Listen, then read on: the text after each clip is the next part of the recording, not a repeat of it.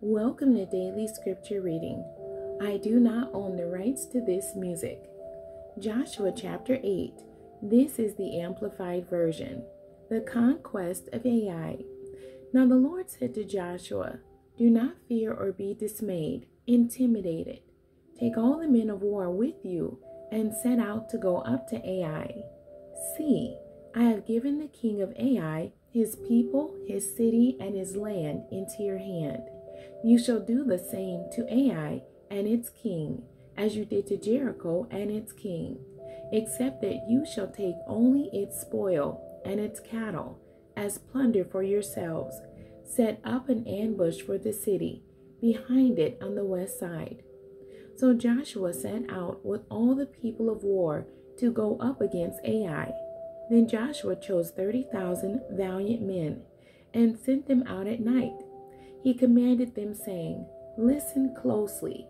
You are going to lie in wait and ambush the city from behind it.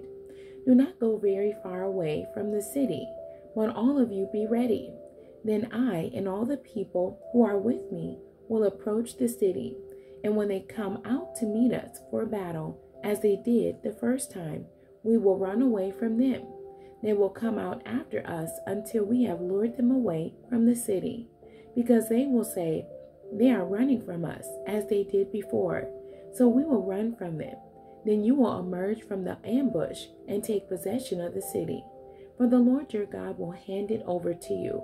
When you have taken the city, you shall set it on fire. You shall do exactly as the Lord commanded.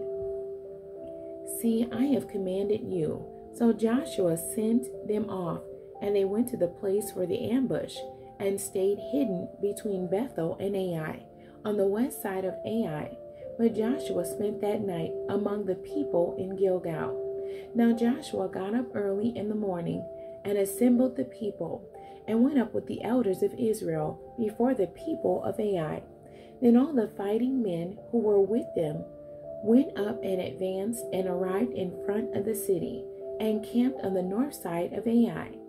Now there was a ravine between them and Ai, and Joshua took about 5,000 men and set them in ambush between Bethel and Ai, on the west side of the city.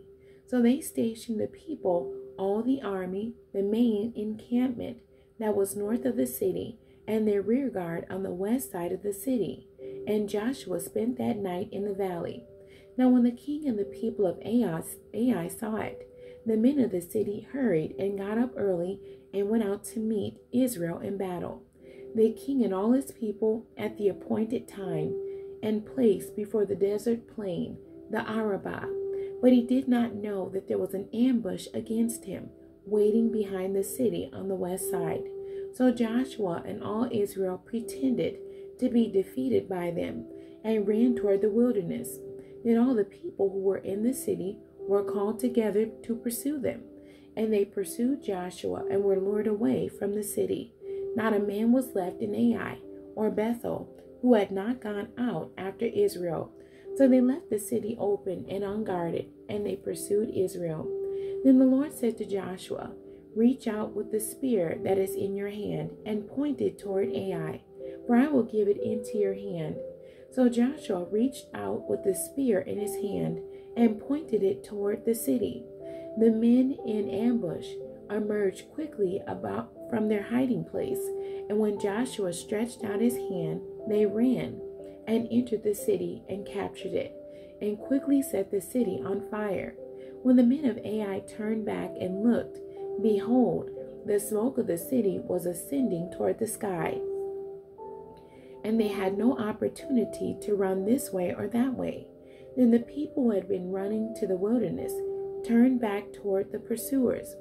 When Joshua and all Israel saw that the men in ambush had taken the city, and that the smoke of the city was ascending, they turned back and struck down the men of Ai.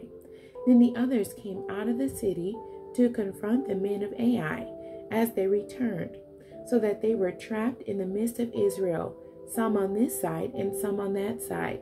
Then Israel struck them until none of them survived or escaped. But they took the king of Ai alive and brought him to Joshua. When Israel had finished killing all the inhabitants of Ai in the field in the wilderness, where they pursued them, and they had fallen by the edge of the sword until they were destroyed, then all Israel returned to Ai and struck it with the edge of the sword.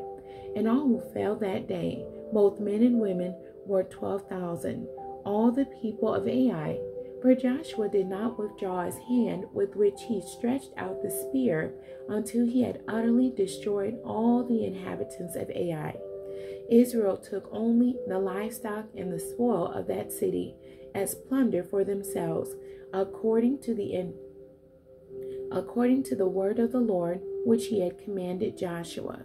So Joshua burned Ai and made it a rubbish heap forever, a desolation until this day. He hanged the body of the king of Ai on a tree, leaving it there until evening. At sunset, Joshua gave a command, and they took the body down from the tree and dumped it at the entrance of the city gate, and piled a great heap of stones over it that stands to this day. Then Joshua built an altar to the Lord, the God of Israel, on Mount Ebal, just as Moses, the servant of the Lord, had commanded the sons of Israel, as it is written in the book of the law of Moses, an altar of uncut stones, on which no one has wielded an iron tool. And they offered on it burnt offerings to the Lord, and sacrificed peace offerings. And there, in the presence of the sons of Israel, Joshua wrote on the stones a copy of the law of Moses, which Moses had written. All Israel, the stranger as well as the native born among them, with their elders and officers and their judges, stood on either side of the ark before the Levitical priest, who carried the ark of the covenant of the Lord. Half of them stood in front of Mount Gerizim, and half of them in front of Mount Ebal, just as Moses, the servant of the Lord, had commanded. At first, to bless the people of Israel. Then afterward, Joshua read all the words of the law, the blessing and curse, according to all that is written in the book of the law. There was not a word of all that Moses had commanded which Joshua did not read before the entire assembly of Israel, including the women and the children and the foreigners who were living among them. The end. God bless you, and thank you for joining me today.